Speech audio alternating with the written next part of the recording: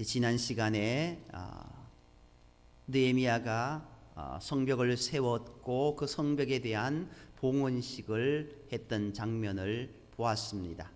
그런데 성벽을 세웠다고 해서 유다 백성들의 신앙이 회복되는 것은 아닙니다. 이제부터가 더 중요하다라는 겁니다. 그동안은 성벽이 없었으므로 외적의 침략이 잦아 성전에서 예배드리기 힘들었으나 이제는 외적의 침략을 막아줄 성벽이 세워졌으니 이제부터는 하나님의 말씀을 통한 신앙의 개혁이 일어나야 했습니다. 이에 느헤미야는 성벽 봉헌식을 하고 나서 다시 백성들 앞에서 하나님의 말씀을 낭독하는 일을 시작한 것입니다. 느헤미야가 백성들 앞에서 큰 소리로 말씀을 낭독하다가 신명기 23장 4절에서 7절 부분에서 나오는 암몬과 모압의 백성들은 영원토록 하나님의 백성의 총에 들어오지 못하리라 라는 말씀이 있는 것을 발견하게 됩니다.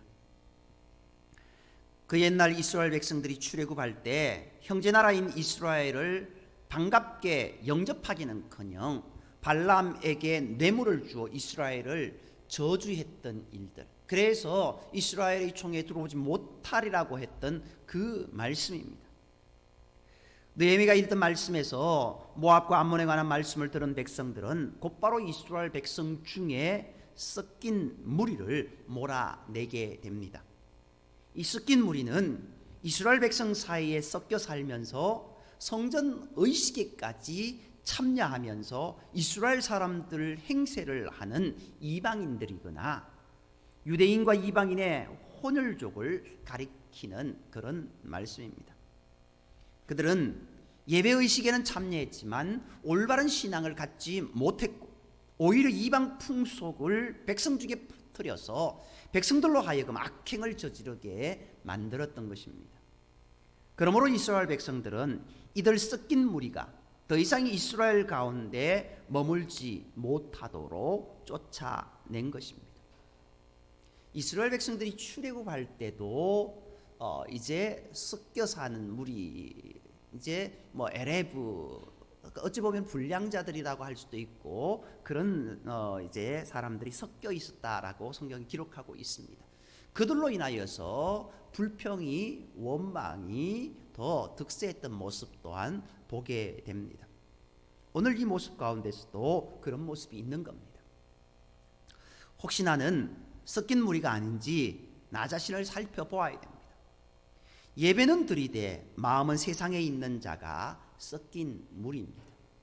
이스라엘이 광야 40년을 지날 때 그 모습들, 그리고 이 느헤미야가 말씀하고 있는 이 시간의 그 모습들, 오늘 우리의 모습 가운데 섞인 무리들로 인하여서 그 단체가 와해되고 그 공동체가 와해되는 것을 보게 됩니다.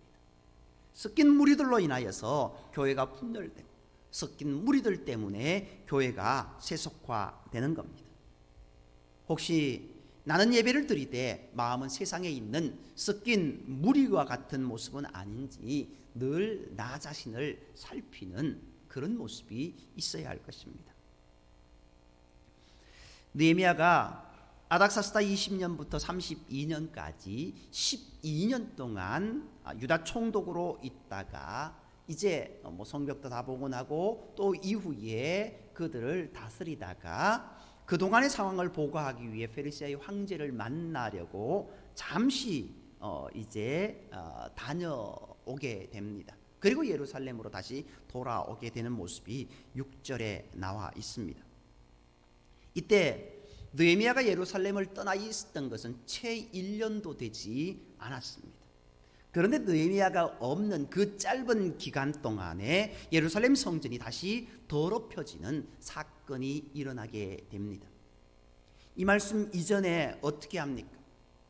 하나님께 예배드리는 그 예배, 안식일, 모든 절기, 최우선적으로 하나님 우선의 신앙을 갖기 위해서 제사장을 세우고 그들을 잘 보필하며 하겠다라고 결단했던 모습들, 그리고 모든 백성들은 11조를 드리고 또 이제 예물을 드리면서 하나님께 드리는 이 예배가 최우선이 되어야 되는 것을 다시 한번 결단하며 나아갔던 그들의 모습을 보게 됩니다. 그런데 이 느헤미야가 예루살렘을 떠났던 1년 기간 속에 그 모든 것들이 무너지게 되었던 겁니다. 당시 대제사장이었던 엘리야십이 그동안 유다 백성이 성벽을 짓지 못하도록 계속 회방을 놓았던 이스라엘의 대적자였던 도비야를 성전의 방에서 지내도록 한 것입니다. 엘리야십은 대제사장이 있음에도 불구하고 도비야의 권세를 무서워하고 두려워했기 때문에 자기의 손자 중에 하나를 도비야의 딸과 결혼시키기까지 했습니다. 그러다가 느헤미야가 없는 틈을 타서 제사장과 레위인들의 몫이 될 11조와 재물들을 보관하는 방에 도비야가 지내도록 거기에 방을 마련해 준 겁니다.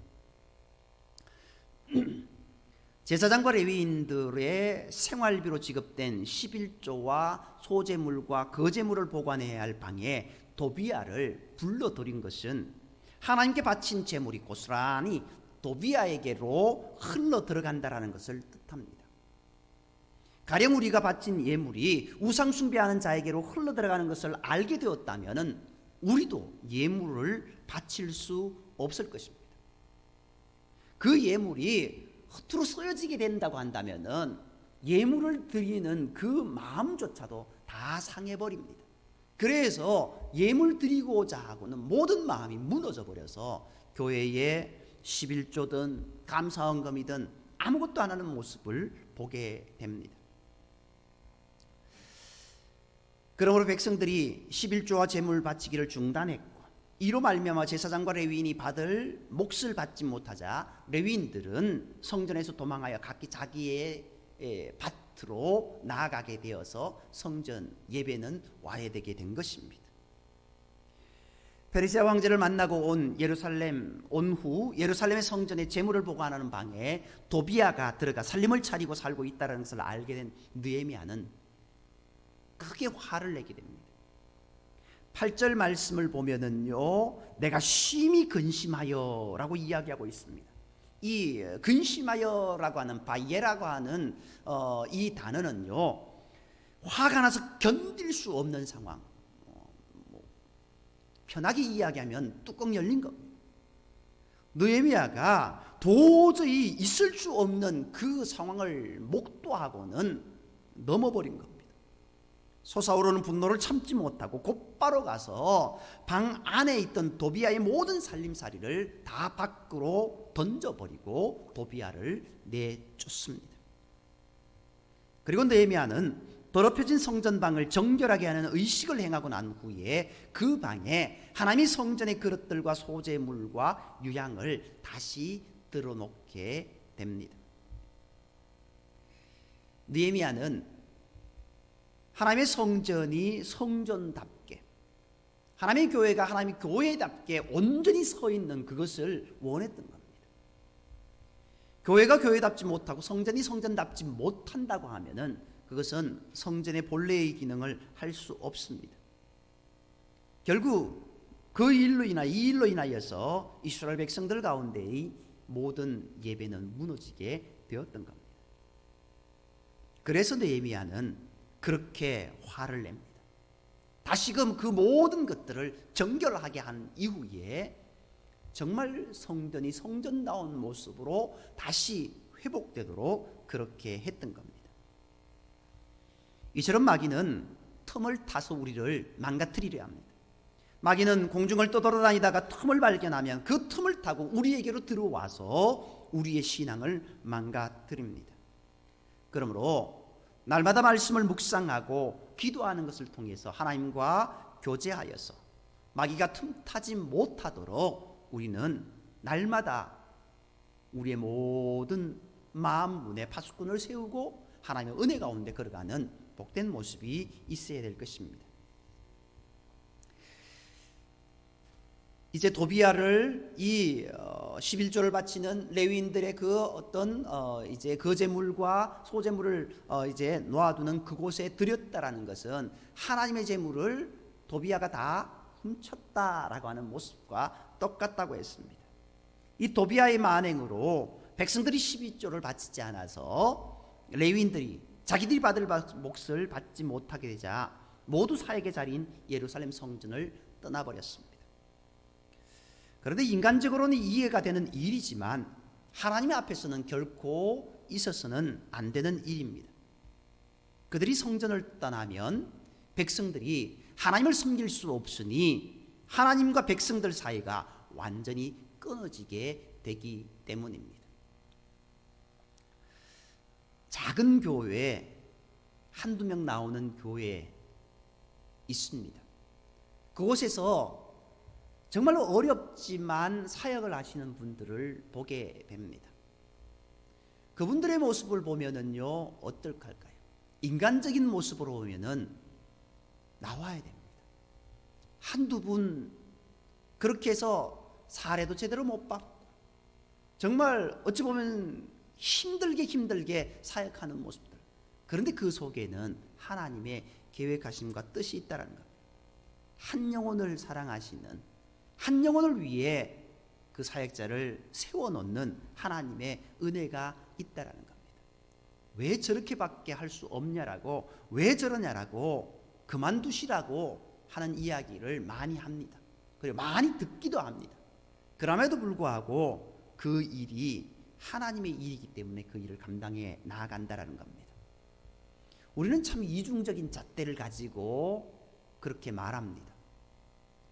해외 선교사들이 십수년, 아니 평생을 걸쳐서 선교 사역을 했지만 한 명도 신앙의 결실을 맺지 못하고 돌아온다 할지라도 그는 선교사라고 이야기합니다. 그런데 정말 첩첩산중 산골에 조그마한 교회, 그곳에서 수십 년간 그렇게 사역을 했지만 그 동네 사람 중에 한 사람도 주님께로 인도하지 못했다 할지라도 그래도 그 목회자는 하나님의 사역을 하신 분입니다. 우리는 해외 선교사는 좋게 봅니다. 그러나 이 땅 안에 있는 많은 목회자들에 대해서 이중적인 잣대를 가지고 있습니다. 그렇게 우리는요, 아무리 작은 교회일지라도 그곳에서 사역을 하시는 사역자들을 위해서 기도를 해 주어야 됩니다. 선교사님들을 위해서 기도하듯 그들을 위해서 기도해 주어야 될 것이고, 그들로 인하여서 비록 신앙의 결실이 맺어지지는 않았다 할지라도 그 이후에 언제인가 신앙의 결실이 맺어질 수 있다라는 그 소망을 품고 우리는 그들을 위해서 기도해 주어야 될 것입니다. 레위인들이 모두 예루살렘 성전을 떠난 것을 알게 된 느헤미야는요, 곧바로 이제 유다 민장들을 불러서 성전이 이 지경이 되도록 내버려 둔 것을 강하게 책망합니다. 성전이 이렇게 된 것은 제사장의 탓도 있습니다. 도비야를 대제사장의 책임도 있고 도비야를 끌어들였던 그런 모습이 있습니다. 그런데 중요한 것은 그렇게 하도록 내버려 두었던 백성들의 장로들이 있다라는 겁니다. 지도자들이 있었다라는 겁니다. 그 지도자들이 올바로 서 있었다고 한다면은 이러한 일은 일어날 수 없었다라는 겁니다. 느헤미야가 없다면 각 가문의 어른들인 그 민장들, 백성의 장로들이 나서서 이 일을 바로잡아야 했는데 그들이 자기 책임을 감당하지 못하는 동안 예루살렘 성전이 다시 더럽혀진 것입니다. 느헤미야는 그것을 책망을 하고 그것에 대해서 백성들의 장로들에게 그것을 어찌 보면 혼내고 있는 모습을 보게 됩니다. 이제 느헤미야는요, 레위 사람들을 다시 불러 모아서 각자 자기들이 맡은 일을 하게 합니다. 어떤 이는 성전 문지기로, 어떤 이는 하나님을 찬양하는 일로, 이렇게 레위인들이 각자 맡은 일을 함으로써 예루살렘이 다시 하나님을 섬기는 거룩한 곳이 되었습니다. 그리고 이후에 느헤미야는 제사장 중에서 충직한 몇 사람을 성전 창고 책임자로 세우고 백성들이 바친 제물을 잘 보관하였다가 제사장들과 레위인들에게 골고루 나눠주도록 그렇게 행하게 됩니다. 레위인들이 자기들의 몫을 받지 못했다고 하더라도 자기의 사역의 자리를 떠나서는 안 되었습니다. 그들이 성전을 떠나면 백성들이 하나님을 섬길 자리를 잃게 되기 때문이었습니다. 또 여기서 우리가 주목해야 할 또 하나는요, 백성들이 바친 예물이 도비아에게 흘러가서 헛되게 사용되자 백성들이 예물 바치기를 중단했다라는 겁니다. 이처럼 오늘날도 교회가 헌금 사용을 바르게 하지 못하면은 성도들이 예물을 바칠 의욕을 잃어버리게 됩니다. 이것은 성도들로 하여금 복을 받지 못하도록 하는 일입니다. 헌금을 바르게 사용하지 않는 것, 곧 신앙을 회복하는 마귀의 일이다라는 것 우리가 기억해야 됩니다. 그렇기 때문에 물론 그것을 다 우리가 서로 그렇게 관장을 할 수는 없다 할지라도 지도자를 세워 놓았던 겁니다. 그리고 이제 헌금을 바치는 행위는 내 믿음의 행위입니다. 물론 거기에 대해서 잘 관리하고 잘 하고 있는가 안 하고 있는가 거기에 대한 부분들은 있어야 되겠습니다만은요, 헌금을 바친 이후에 그것을 집행하는 것, 그것으로 인하여서 너무 세세하게 따져서는 안 된다라는 것들도 우리가 생각해야 됩니다. 헌금을 바친 이후에는 그것은 내 헌금이 아니다라는 겁니다. 하나님의 헌금입니다. 하나님의 예물입니다. 하나님께서 맡아서 하시는 것이다라는 것을 우리는 기억해야 됩니다. 결국 그 이후에 그것에 대해서 왜 그렇게 하느냐라고 한다라는 것은 하나님께 어찌 보면은 대드는 모습이다라고 이야기할 수 있습니다. 물론 이 두 모습이 서로 상충되는 모습이 있기는 합니다만 우리가 잘 이해를 하고 들으셔야 될 부분들인 것을 우리는 기억해야 할 것입니다. 하나님께 바친 것은 온전히 하나님의 것이다라는 것 기억하시고, 그리고 또 혹시 잘못 쓰여진 것이 있다고 한다면은 그것에 대한 부분들은 우리가 하나님의 나라의 확장을 위해서, 하나님의 의와 공의를 위해서 바로 사용하자고 하는 그런 모습은 있어야 된다라는 것, 그것을 우리가 기억해야 합니다. 오늘 느헤미야는요, 바르게 사용되었지 못하였던 그 11조의 예물들을 다시금 바로 세우게 했고, 그것을 어떻게 하면은 올바로 사용할 수 있을까 하면서 충직한 사람들을 세워서 그들로 그 일들을 감당하게 했던 모습을 보게 됩니다. 그리고 느헤미야는요, 다시 안식일을 회복하는 일에 앞장서게 됩니다. 그것이 15절 이하의 말씀입니다. 레위인들이 성전을 떠나 있는 동안 백성들에게 영적으로 매우 피폐해진 현상들이 여기저기에서 나타났습니다.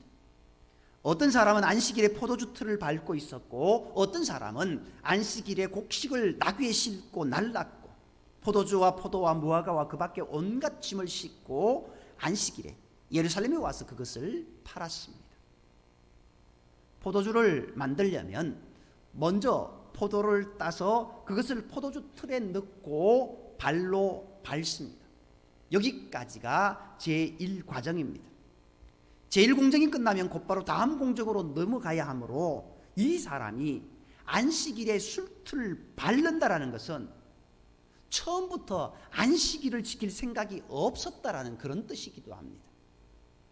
만약에 안식일을 지킬 안식일에 이 술틀을 밟지 않으려고 하면은 그런 모습들 아예 조정을 했을 것입니다. 그런데 여기에서는 어떻게 해요? 안식일에 술틀을 밟았다고 분명히 기록하고 있습니다. 그것은요, 안식일이든 상관없다라는 겁니다. 내가 할 일 한다라는 겁니다. 또 물건을 싣고 예루살렘에 들어가는 자 역시 안식일에 하루 종일 그것을 팔아야 하니 역시 안식일을 지킬 생각이 없었던 것입니다. 하나님을 섬겨야 할 날 안식일이 오직 먹고 사는 그런 일을 위한 날로 바뀌었다라는 겁니다. 이에 느헤미야는 유다의 귀족들을 불러 안식일을 지키는지 않은 것에 대해 책망합니다. 그 후에 느헤미야는 두로 사람들이 여는 안식일 시장을 폐쇄합니다. 이어서 젊은이들을 성문마다 세워서 안식일 전날은 예루살렘 성문에 어둠이 드리워질 때 성문들을 못 닫게 합니다. 그 후에도 어떤 장사치들이 물건을 싣고 예루살렘 성 밑에서 잠을 자는 자들이 있자 느헤미야는 또다시 이 같은 일이 있으면은 잡으리라고 호통을 치고 쫓아보내게 됩니다. 이 모든 것이 하나님의 날 하나님께 예배드리는 것, 하나님 영광 돌리는 그 일을 위해서, 하나님께 감사드리는 일을 위해서 최선을 다해서 하나님 존재의 의식을 가지고 믿음으로 나아가는 그 삶을 살아가겠다라는 그 의지의 표현, 그것이 있고 없고의 차이였습니다. 오늘 우리에게는 정말 하나님을 향한 믿음의 모습 가운데 살아가고 있습니까? 주의를 범하고 안 범하고의 문제가 아니라 우리가 정말 하나님 우선의 삶을 살아가고 있는가, 내가 정말 하나님을 온전히 신뢰하고 의지하고 살아가고 있는가, 그 모습 우리가 깊이 생각해 보아야 됩니다. 안식일 잊어먹었어요. 주일 잊어먹었어요. 이것 아니라는 겁니다.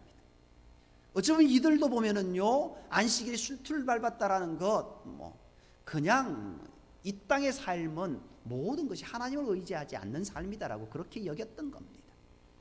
우리가 우리의 삶의 모습 가운데 하나님을 잊어버리는 일이 없어야 될 줄 믿습니다. 하나님을 온전히 신뢰하며 믿음으로 나아가는 삶, 그것이 저와 여러분에게 있어야 될 줄 믿습니다.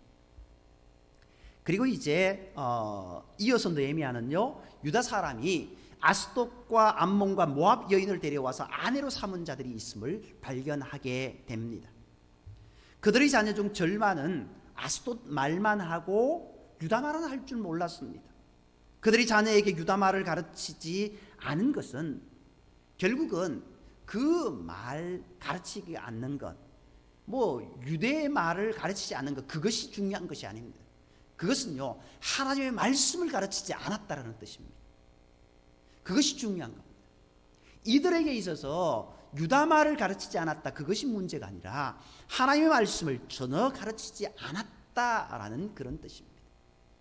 그러므로 느헤미야는요, 그들을 붙잡아서 일부는 때리고 일부는 머리털을 뽑기까지 하면서 이방인과 결혼하지 않겠다고 하나님 앞에서 맹세하게 했던 겁니다. 이스라엘 백성들은 신앙교육이 가장 중요합니다.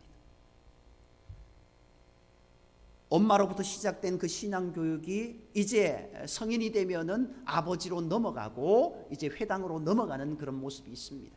그렇게 해서 그들은 하나님의 말씀 가운데 온전히 걸어가는 그 삶을 살았던 겁니다. 그런데 이들이 유다 말을 모른다, 하나님의 말씀을 모른다, 이것이 문제였습니다. 그렇기에 느헤미야는 이 모든 것이 잘못되었다라고 그들에게 이야기한 겁니다. 느헤미야는 처음으로 백성들에게 총독이 가진 공권력을 사용했습니다. 그들을 붙잡아서 때리기도 하고 머리털을 뽑기도 하고 맹세하게까지 했지 않습니까? 그러나 다른 사람들처럼 자기의 권세를 지키기 위한 그런 독재자의 공권력은 아니었습니다. 유다 사람들을 하나님의 거룩한 백성이 되게 하기 위한 공권력이었습니다. 이것을 공의라고 말할 수 있습니다. 느헤미야는 26절 27절 말씀을 보면은요, 그 옛날 유명했던 다윗의 아들 솔로몬 왕의 예를 듭니다. 이스라엘 백성들에게 있어서 솔로몬 왕은 최고의 왕입니다. 그런데 느헤미야는요, 솔로몬 왕 아니다라고 이야기합니다. 이 말씀, 솔로몬은 하나님의 특별한 사랑을 받은 자로 이스라엘 역사상 가장 큰 복을 누리며 살았던 자입니다. 그러나 그렇게 하나님의 사랑을 받았던 자도 어떻게 되었다라고요? 이방 여인들 때문에 죄에 빠지고 말았다라는 겁니다. 그런데 하물며 보통 사람, 우리 같은 보통 사람이 이방 여인을 아내로 맞이한다면 얼마나 더 죄에 빠지기 쉽겠느냐라고 그렇게 예를 들어서 설명하고 있는 겁니다. 그러면서 그때의 대제사장 엘리야십의 송자 중에 하나가 이스라엘의 대적장 산발랏의 사위가 되었으므로 그를 내쫓는 아주 본보기 같은 그 일을 하게 됩니다. 대제사장이면 유다 백성 중에 제일 큰 어른이지만 그런 큰 지도자의 손자라 할지라도 말씀에 떠난 자를 느헤미야는 단호하게 처벌한 겁니다. 느헤미야는 한편으로는 유다 백성들에게 말씀을 가르치면서 한편으로는 말씀대로 살지 않은 자들을 책망하고 때로는 그가 가진 힘으로 체벌을 가하기도 했습니다. 하나님께서 우리에게 하시는 일이 바로 이것입니다. 하나님께서는 한편으로는 우리에게 성령을 보내어 주셔서 말씀을 가르치시고 은혜를 부어 주십니다. 다른 한편으로는 말씀을 떠나려 하는 자들에게 징계를 내리십니다. 그러므로 지혜로운 자는 하나님의 징계가 있기 전에 먼저 말씀을 보고 회개를 해야 합니다. 말씀을 가까이 하는 자가 되어야 됩니다. 그러면 하나님의 사랑과 은혜를 받는 자가 되게 될 것입니다. 이렇게 유다 백성 중에 섞인 무리를 내쫓고 이방인과의 결혼한 자들도 그가 비록 대제사장의 손자라 할지라도 그들도 내쫓았습니다. 그리고는 대제사장과 레위인들을 다시 불러 모아서 각자 그들의 직무대로 세워서 맡은 일을 하게 했습니다. 이렇게 유다인들 중에 섞인 무리가 사라지고 대제사장과 레위인이 각자의 직책을 맡아 일을 시작하자 백성들이 다시 하나님 앞에 예물을 바치기 시작합니다. 각자 정해진 때에 장작을 바쳐 번제와 속죄제의 제물을 태울 수 있게 되었고 처음 익은 열매와 11조를 바쳐서 제사장과 레위인들에게 줄 몫을 나눠줄 수 있게 되었습니다. 이것이 느헤미야의 성전의 개혁이었고 다시금 신앙의 회복의 모습이었습니다. 느헤미야는 신앙의 일상화를 이룬 그런 위대한 지도자입니다. 아무리 근하게 차려진 음식이라 할지라도 하루만 먹고 일주일이나 한 달을 굶을 수는 없습니다. 그렇게 할 사람 아무도 없습니다. 마찬가지로 아무리 특별한 은혜의 집회라 할지라도 그 하루의 은혜로 일주일이나 한 달을 지낼 수는 없습니다. 매일 음식을 먹듯 매일 영의 양식도 섭취해야 합니다. 또 부흥회 같은 특별한 이벤트보다 매일 하는 신앙의 일상화가 우리에게 필요하다는 겁니다. 우리의 육신이 먹고 마시는 일하는 매일 반복되는 일을 통해 그 생명을 이어가는 것처럼 우리의 영도 매일 반복되는 일을 통해서 그 신앙의 생명을 이어간다라는 겁니다. 그렇기에 매일 하나님의 말씀 가운데 걸어가야 되고 매일 하나님과 깊은 교제 가운데 기도함 가운데 걸어가는 것이 중요하다라는 겁니다. 느헤미야는 그것을 위해 매진했습니다. 그것이 무너지니 그것을 다시 회복하기 위해서 노력했고 그 일을 위해 했던 겁니다. 그러면서 오늘 말씀 가운데 보면은요, 느헤미야가 나의 하나님 내가 한 이 일들을 기억하소서라고 3번 기도하는 모습을 보게 됩니다. 14절 말씀을 보면은요 이렇게 이야기합니다. 내 하나님이여 이 일로 말미암아 나를 기억하소서. 내 하나님의 전과 그 모든 직무를 위하여 내가 행한 선한 일을 도말하지 마옵소서. 22절에요 이렇게 이야기하고 있습니다.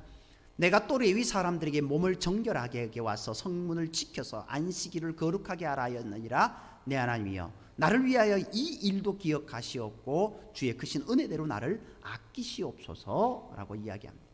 29절에서 31절까지의 말씀을 보면은요 쭉 똑같은 비슷한 모습이 있습니다. 31절 마지막에요 내 하나님이여 나를 기억하사 복을 주옵소서라고 기도합니다. 하나님 내가 한 일들을 기억해 주세요 라고 하며 기도했습니다. 오늘 우리의 모습, 우리의 기도의 모습이 어떤 기도가 있습니까? 하나님 내가 이렇게 한 것 하나님 아시죠? 그런데 과연 이 느헤미야가 한 것이 그저 자신의 한 일에 대한 자랑의 모습으로 했을까요? 그것은 아닙니다. 얼핏 보기에는 자기가 한 일을 하나님께 자랑하고 과시하는 것 같은 인상을 주어서 불편한 마음을 갖게 하는 기도이기도 합니다만, 그러나 느헤미야가 이런 불편한 기도를 3번씩이나 반복하고 있다라는 것은 느헤미야처럼 오늘도 우리도 오직 하나님만 바라보고 하나님께서 맡기신 일을 하라는 겁니다. 느헤미야가 했던 것 어떤 겁니까?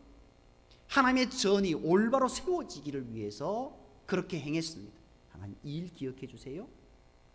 그 다음에 안식일과 그리고 신앙의 순결을 지키기 위한 그 일들을 했던 것, 그걸 기억해 주세요. 또 어떤 모습입니까? 마지막으로 이제 이방의 여인을 삼았던 것, 그것들 이제 하나님 내가 그것을 깨끗하게 했습니다. 그리고 이제 지도자들을, 하나님의 일꾼으로 쓰임 받는 자들을 바르게 세웠습니다 라고 하는 그 모습, 그런 일들을 했다라고 그렇게 이야기합니다. 결국 우리가 행해야 될 것이 무엇인가 라는 것은 이것을 보면서 알 수 있습니다. 느헤미야가 하나님의 나라를 위해서 온전히 매진했던 그 모습을 우리가 행해야 된다는 겁니다. 세상이 알아주든 말든, 때를 얻든지 못 얻든지 오직 하나님께서 나를 지켜보고 계신다라는 것, 그의 나라와 그의 의를 위해서 행하는 모습이 우리 가운데 있어야 된다는 겁니다. 그것을 하나님은 기억하시고 하나님이 기뻐하신다라는 것, 그것을 우리는 기억해야 됩니다. 저와 여러분의 삶의 모습 가운데 날마다 하나님이 기뻐하시는 일, 하나님이 기뻐 받으실 만한 그러한 삶을 살아가는 복된 모습이 되기를 간절히 소망하고, 우리의 주변의 모습 가운데 어긋나 있는 것, 어그러져 있는 것, 잘못되어져 있는 것들이 있다고 한다면은 기도하며 그것을 바로 세워나가는 저와 여러분이 되어야 될 줄 믿습니다. 기도드리겠습니다. 사랑과의 하나님, 오늘 느헤미야가 예배의 자리에는 참석하지만 신앙의 자리에는 있지만 섞여 사는 무리로서 올곧은 신앙 가운데 나아가지 못하였던 그 무리들을 제거해 나갔던 것처럼 오늘 우리의 마음에 정말 어긋난 것들, 그것들 다 제거하여 주시고 우리가 하나님 앞에서 온전히 신실한 모습으로 삶을 살아갈 수 있는 복된 모습이 되게 우리를 인도하여 주옵소서. 안식일을 지키고 신앙의 순수성을 지키고 온전히 하나님만 바라보며 맡은 바 그 직무를 감당해 나아가기를 소망하며 우리의 삶을 온전히 하나님이 기뻐하시는 일을 위해서 행할 수 있는 복된 모습이 되게 인도하여 주옵소서. 날마다 하나님께 기도하게 하시고 날마다 하나님의 말씀을 묵상하게 하시고 날마다 하나님의 은혜 가운데 살아갈 수 있는 복된 모습, 하나님의 기쁨이 되는 복된 인생이 되게 인도하시길 원하옵고 우리 교회가 되게 하여 주시길 원하옵고 모든 말씀을 사랑하시는 예수님의 이름으로 감사하며 기도드립니다.